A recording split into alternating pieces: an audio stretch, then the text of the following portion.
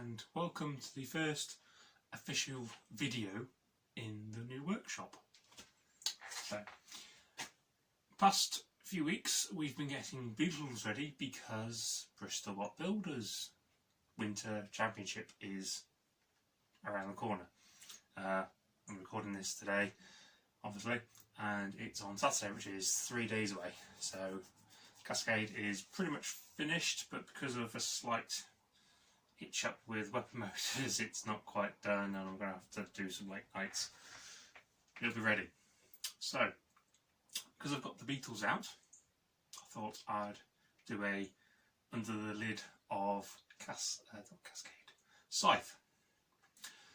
Now, Sythe hasn't really performed on the big stage, as it were, but it's been there in the background, quietly improving and doing its little thing.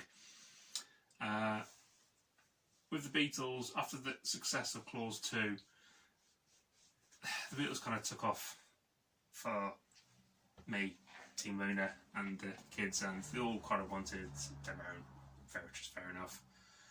And my middle child, Verity, she liked axes. This is the one who designed Herty. Now, seeing as Herty on a Beetleweight scale didn't work out, I sort of went with a much simpler design of an axe. And although it wasn't specifically built for her when I built it, it was I built it in a day, the basic chassis, and it was for one of these sort of events, side events that we do. So I've got a massive pallet, painted it, robot wars, arena floor, got some little side walls, and when we go to school events and school fairs, charity events, whatever,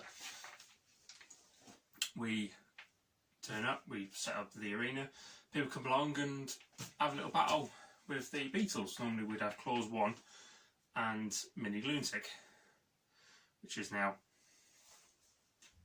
but Clause 1 is still kicking around somewhere. But the issue we found is that if running these Beetles pretty much a lot of the day, their parts wear out, they'd get tired, batteries, something would kind of break that you wouldn't be able to fix while you're out and about. So I wanted a third backup, and this is where Sythe came in. And just literally had a couple of spare motors, bolted it to the bottom plate. I mean, I'll show you once I've done this. And yeah, within a day it was finished. I wouldn't say it was fully combat finished, but it did really well at the event that we went to and had a lot of praise for it. And so, because it worked really well, I then sort of tried to make it as fully fightable, combat proof as possible. And over the years it's evolved enough. It's definitely competitive, but I wouldn't say it's one of those, it's going to win Burgh or win the championships. No. But for Verity, and she was driving it, it was just enough that she could take part in events with her own robot, her own fixing it, and it did alright. It's won a couple of good fights. Apex. I know anybody can beat Apex. Sorry, Chris. But she's had a couple of really good fights with it, and she's, okay, not won every single one, but she's done really well. And the robots held up really well too, for something that I've just thrown together. So,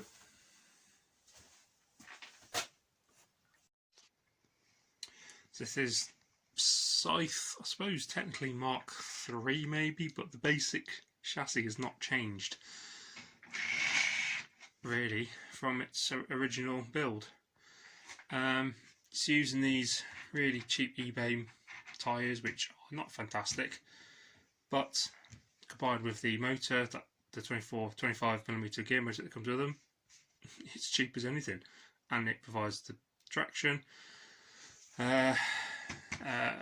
2mm steel armour wedge, which has been bent in places.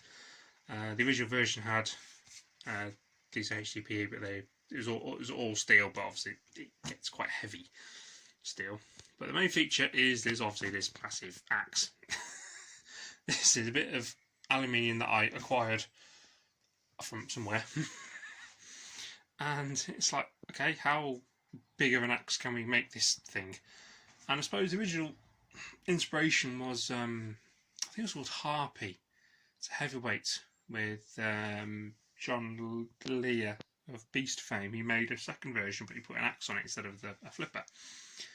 So, just make the axe stupidly massive as stupidly possible, really. And that's a hard axe head. Just bolted on. So it's not exactly pretty to look at, but it's kind of functional. And lately I've added these little forks at the front.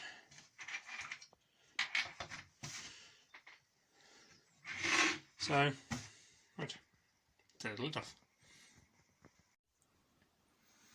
Okay. Nice bit of editing there, Chris. Right. 4 screws hold on the top cover and take it off. And ta-da!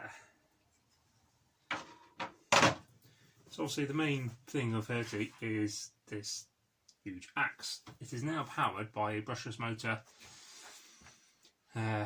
with a gearbox and a further, I think it's 4:1 reduction there, and it certainly hits rather well. However, can't self-right. This is the ongoing funny thing with Sythe. It can't self-right. It never has been able to, despite many adjustments. But we're getting there. I know what I need to do to fix it.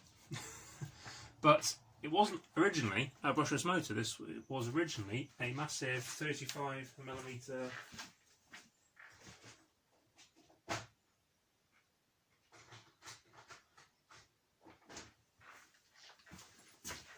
disappears off camera, one of those. And when you buy these, sometimes you can get the stand that comes with them. And all it was the stand was just bolted with the motor about there. And out of the way. Hub that you can get with them, grip screwed on, and it was just attached straight to the gear motor. And if you want a really simple axe, that is probably the best way to go. It cannot self-right, but it does the axe motion. And there's a few fights of Sythe where the axe just pathetically taps people on the lid. But if you want your first robot and you want to keep it as easy as possible, it works. So it's now upgraded to brushless and still needs work, but drive is the usual 25mm gearboxes. I think these are the 630 RPMs. So because the driver wasn't that experienced, I wanted to keep it a bit slower so it wasn't speeding around all over the place. The driver can control this quite well, because it's not just zooming here, there and everywhere. You don't need a robot zooming here, there and everywhere. You can't get up to speed because you hit the other side of the arena. So we kept it geared low. Speed controllers are the Vex 29 speed controllers. These are what we used in Clause 2, not these same ones, but they're the same speed controllers, same type. And again, they work. They need quite a little modification, but they work. They work on 4S as well. This is a 4S, this is a 3S. And everything is just cramped, pushed in, as much as possible, out of the way. But if you look at how it's made, the chassis side of it, you've got the massive base plate, which is 2mm aluminium, if that, with 10 or 8mm HDPE, so bulkheads. That's just triangle. That just keeps all the internals from falling out and allows me to mount the lid, or for it to rest on. And you've got the back plate, again, just keeps everything in. But everything is bolted. So all these screws and bolts, it's just bolted to this. So you don't need complicated CADs and drawings and design. You can just bolt everything to the base plate. It works. So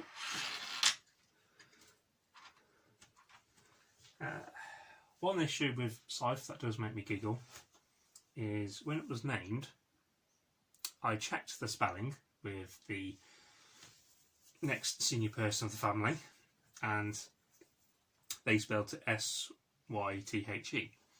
So that was how it was spelt on everything. It wasn't until about a year later that somebody came to us and said, that's not how you spell Sythe. Are you sure about that? I said, yes.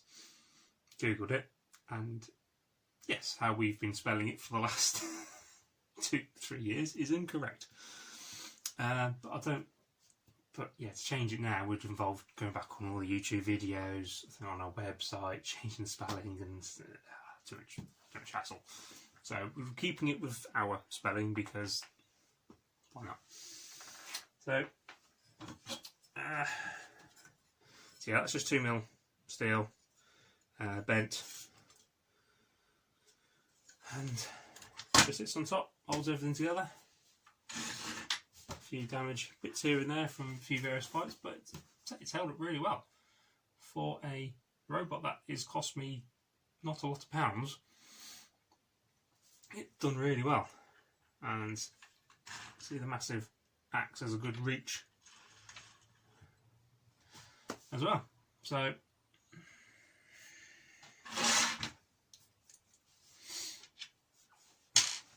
yeah, don't know what to say really.